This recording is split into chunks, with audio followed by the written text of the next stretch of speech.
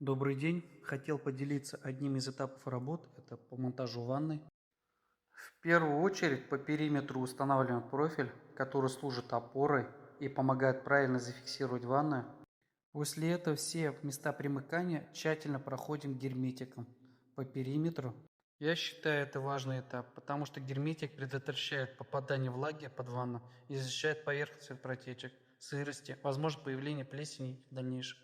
Далее выполняем укладку плитки.